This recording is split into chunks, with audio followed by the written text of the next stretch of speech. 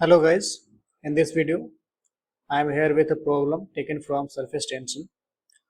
तो इस क्वेश्चन में कहा जा रहा है कि when a glass plate is inserted vertically in water, water rises along the plate making its surface close to the plate curved as shown in the figure.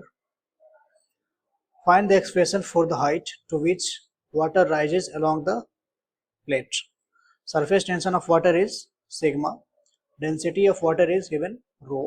Acceleration due to gravity is g.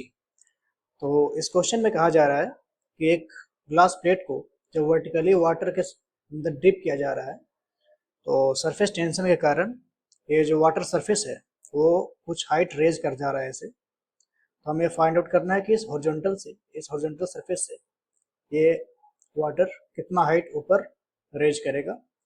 So this height we have to find out. और ये भी दिया है कि ये जो water का जो कर्व है, फ्री सरफेस का जो कर्व है, वो इस टॉप मोस्ट पॉइंट पे इस वाटर के सरफेस पे जो टेंजेंट आएगा वो इस प्लेट से थीटा एंगल बना रहा है। तो इस क्वेश्चन को सॉल्व करने के लिए हम ये एज्यूम कर लेते हैं कि ये प्लेट अंदर एल डेप्थ तक फैला हुआ है, ऐसे फैला हुआ है। इसका डेप्थ एल है जिसको हमने इस डायग्राम में शो कर रखा है। तो इस प्रॉब्लम को सॉल्व करने के लिए हम एक वाटर का एक एलिमेंट कंसीडर करते हैं, सेक्शन को कंसीडर करते हैं, इस सेक्शन को कंसीडर करते हैं। तो हम इस पे देखेंगे कि इस पे क्या क्या फोर्स लग रहा है। तो इस सेक्शन को हमने यहाँ पे बनाया है, दिस इज आवर सेक्शन। इस पे हम फोर्स का एनालिसिस करेंगे। चूँकि ये इक्विलिब्रियम में है तो इस पे जो फोर्स होगा, नेट फोर्स, वो 0 होना चाहिए। तो इस पे हम फोर्स लिखेंगे सबसे पहले। तो चूँकि ये जो सरफेस है हमारा, ये हॉरिजॉन्टल है और फ्लैट सरफेस है, दिस इज फ्लैट सरफेस। तो इसके जस्ट ऊपर जो प्रेशर होगा, एटमॉस्फेरिक प्रेशर पी नॉट होगा। चूँकि ये फ्लैट सरफेस है तो इसका कोई भी कर्वेचर नहीं होगा। तो यहाँ पे जो प्रेशर होगा जस्ट ऊपर इस सरफेस के, इस सरफेस के जो जस्ट ऊपर प्रेशर होगा वही प्रेशर इस सरफेस के जस्ट नीचे सेम प्रेशर होगा। तो यहाँ पे अगर एटमॉस्फेरिक प्रेशर पी नॉट है तो यहाँ पर भी प्रेशर जो होगा पी नॉट के बराबर होगा। यानी कि इस लाइन पे जो प्रेशर है वो पी नॉट के बराबर है। चूँकि सेम हॉरिजॉन्टल लेवल पे सेम प्रेशर होगा तो यहाँ पे प्रेशर पी नॉट, यहाँ भी प्रेशर पी नॉट, यहाँ भी प्रेशर पी नॉट, इस सारे पॉइंट पे प्रेशर पी नॉट के ही इक्वल होगा। ये तो इस सारे पॉइंट पे जो हमारा जो प्रेशर होगा वो एटमॉस्फेरिक प्रेशर पी नॉट के बराबर होगा इस सारे पॉइंट पे। और ये हमारा फ्री सरफेस है जो कि डायरेक्ट एटमॉस्फेयर से कांटेक्ट में आ रहा है। तो इन सारे जगहों पर जो फोर्स लग रहा होगा वो पी नॉट एटमॉस्फेरिक प्रेशर के कारण ही लग रहा होगा। तो हमें इन दोनों सरफेस पे प्रेशर का वैल्यू जो है वो पता चल चुका है। अब इस सरफेस पे प्रेशर हम कैसे निकालेंगे? तो इसके लिए चूँकि इस सारे पॉइंट पे प्रेशर पी नॉट है तो यहाँ भी प्रेशर पी नॉट होगा। अब जैसे हम लिक्विड में ऊपर की तरफ बढ़ेंगे तो जैसे ऊपर की तरफ यहाँ पे बढ़ेंगे, यहाँ से इस पॉइंट से वर्टिकली अपवर्ड डायरेक्शन में, हमारा प्रेशर जो होगा वो P naught minus rho g y expression से घट रहा होगा। यानी कि यहाँ से किसी वाई हाइट ऊपर जाएंगे, सॉरी, यहाँ से किसी वाई हाइट को ऊपर जाएंगे तो हमारा जो प्रेशर होगा P naught minus rho g y होगा, यहाँ से किसी वाई हाइट के ऊपर। तो जैसे जैसे हम यहाँ से ऊपर जाएंगे तो प्रेशर हमारा लिनियरली ऊपर जाने पे डिक्रीज कर रहा होगा। तो जिसको हमने यहाँ पे प्रेशर डायग्राम से शो कर रखा है। तो यहाँ से जैसे जैसे मैं ऊपर जाऊँगा तो प्रेशर का वैल्यू लिनियरली डिक्रीज कर रहा होगा। तो इस पे जो फोर्स लग रहा होगा इस सरफेस पे वो इस डिस्ट्रीब्यूटेड लिनियरली वेरिंग प्रेशर के कारण लग रहा होगा राइटवर्ड डायरेक्शन में।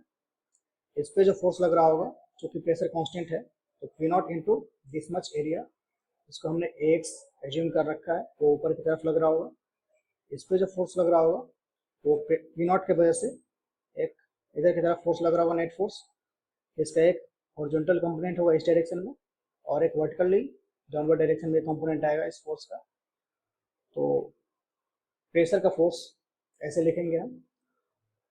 और इस पे सरफेस टेंशन का भी फोर्स लग रहा होगा, क्योंकि ये वाला जो हमारा सरफेस है ये एल हाइट एल डेप्थ अंदर तक गया होगा तो इस पे सरफेस टेंशन का फोर्स इसके परपेंडिकुलर हॉरिजॉन्टल डायरेक्शन में राइटवर्ड डायरेक्शन में लग रहा होगा सिग्मा इंटू एल। क्योंकि हमने एल डेप्थ इसका एज्यूम कर रखा है तो sigma into L rightward direction में लग रहा होगा एंड सिग्मा इंटू एल यहाँ से वर्टिकल से थीटा एंगल पे लग रहा होगा। तो हमने इस सरफेस टेंशन का फोर्स तो आसानी से लिखा जा सकता है सिग्मा इंटू एल, लेकिन हम प्रेशर का फोर्स यहाँ पे कैसे लिखेंगे? तो इस सरफेस पे प्रेशर का अगर फोर्स लिखना है हमें, क्योंकि ये प्रेशर वेरी कर रहा है, तो जब भी प्रेशर लीनियरली वेरी कर रहा होता है तो उसका जो फोर्स होता है वो होता है average pressure into projected area. इस एरिया को हमने ए वाई से डिनोट कर रखा है यहाँ पे। तो पी एवरेज इनटू ए वाई, ये फोर्स हमारा दाएं दिशा में लग रहा होगा, और इस सरफेस पे जो प्रेशर का जो फोर्स लग रहा होगा वो पी नॉट, सारी जगह पे प्रेशर कांस्टेंट है, इनटू दिस एरिया जिसको हमने एक्स एज्यूम कर रखा है। इस एरिया को एक्स एज्यूम कर रखा है, और इस पे प्रेशर का एक फोर्स लग रहा होगा हॉरिजॉन्टल डायरेक्शन में, वो होगा प्रेशर इनटू इसका projected area, this area P naught into A y, ये बाएं लेफ्ट डायरेक्शन में लग रहा होगा, P naught into A x, इस एरिया का ये वाला projection horizontal projection, P naught into A x vertically downward direction में लग रहा होगा। तो इसी को हमने यहाँ पे शो कर रखा है इस अपने डायग्राम को। तो यहाँ पे प्रेशर पी नॉट है और इस टॉप मोस्ट पॉइंट पे पी नॉट माइनस रो जी एच होगा। हमने ये एज्यूम कर रखा है कि एच हाइट लिक्विड राइज कर रहा है, तो दिस इज एच, तो यहाँ पे pressure P naught minus rho जी एच होगा। तो एवरेज प्रेशर होगा this pressure plus this pressure divided by 2। तो हमारा एवरेज प्रेशर का जो वैल्यू आ गया P naught minus rho ji H by 2। और इस एरिया को हमने ए वाई एज्यूम कर रखा था, तो ए वाई का जो वैल्यू हम लिख सकते हैं लेंथ इंटू ब्रेड्थ, तो एच एल, ये हमारा ए वाई का वैल्यू आ गया, एवरेज प्रेशर आ गया। तो हम अगर इस एलिमेंट को देखें तो ये इक्विलिब्रियम में है, तो इस पे net force in x direction must be equal to 0। So equilibrium में होने के कारण जो नेट फोर्स जो होगा एक्स डायरेक्शन में वो 0 होगा। तो दाई दिशा में जो भी फोर्स लग रहा होगा, एक तो ये फोर्स राइटवर्ड डायरेक्शन में लग रहा होगा, एक ये फोर्स राइटवर्ड डायरेक्शन में लग रहा होगा, और लेफ्टवर्ड डायरेक्शन में इसका एक कंपोनेंट आएगा सिग्मा एल साइन थीटा इस डायरेक्शन में, और इस प्रेशर का P naught pressure atmospheric pressure का एक कंपोनेंट आएगा P naught into A y left direction में। तो जो राइट डायरेक्शन में जो फोर्स लग रहा है वो इतना है, और लेफ्ट डायरेक्शन में जो फोर्स लग रहा है वो इतना है। तो इक्विलिब्रियम में होने के लिए राइट डायरेक्शन का फोर्स लेफ्ट डायरेक्शन के फोर्स के इक्वल होना चाहिए। तो इसको अगर हम सॉल्व करें तो हमारे पास एच का वैल्यू इतना निकल के आ जाएगा। यहाँ पे हमने पी एवरेज का वैल्यू इतना पुट कर दिया है, पी एवरेज का वैल्यू यहाँ से सब्स्टिट्यूट किया है, ए वाई का वैल्यू यहाँ पे सब्स्टिट्यूट किया है, this is A y, this is also A Y.